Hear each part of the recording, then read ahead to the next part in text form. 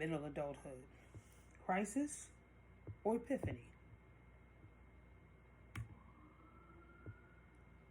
In this presentation, I would like to talk about middle adulthood, which is usually between the ages of 35 to roughly about 60.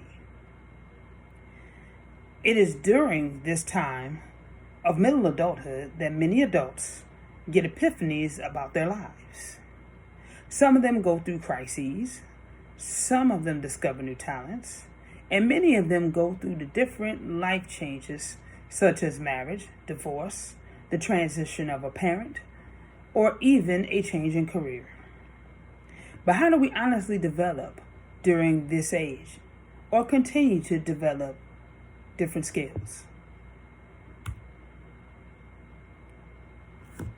According to Erik Erikson, human development progressed through 8 distinct stages of social development, which each includes a crisis. How one individual resolves each crisis leads to a particular developmental outcome. Erikson also believed that psychosocial development occurred throughout the lifespan and that an individual's social development had profound implications for an individual's sense of self. Some of the variables that affect social development are the discovery of the possible self, which becomes more concrete and are often portrayed in ways that describes abilities already acquired, according to Cross and Marcus. Examples of this are having a good marriage or being good at their jobs. Additionally, as adults age and continue to develop their possible selves, their concerns become less with what material possessions they have and more on maintaining their health and preventing future health problems, according to Smith. According to Bengston, Reedy, and Gordon, the ability to change, revise, and adjust our possible self continues throughout adulthood and plays an important role in terms of our self-esteem and psychological well-being. For example, if an adult grew up in a household where their emotional well-being was stifled, it could affect how a person emotionally deals with crises, situations, obstacles, and other people. For instance, if an adult grew up in a household where their parents divorced, it could have a direct effect on how they view marriage. Or, if a person grew up in a household being told by a parent that they wish that the child was never born, it may affect a person's opinion on abortion. According to Laura Carstensen, aging has been associated with higher overall well-being and emotional stability. And people who are happier also have a tendency to live longer, according to Fry. Carstensen further asserts that as adults age, they often become more selective about the people they surround themselves with. Also, according to Carstensen, socio-emotional selective theory states that as adults age, they make the conscious decision to withdraw from individuals that are not immediate to their happiness. Although the total social networks of older adults are smaller than the total social networks of younger adults, the number of close relationships are equal. According to Lawrence Kohlberg, stages of moral development of most persons in middle adulthood are in level 3, which is post-conventional reasoning. This is marked by a recognition of moral alternatives and the development of a personal moral code. Within post-conventional reasoning are 2 stages.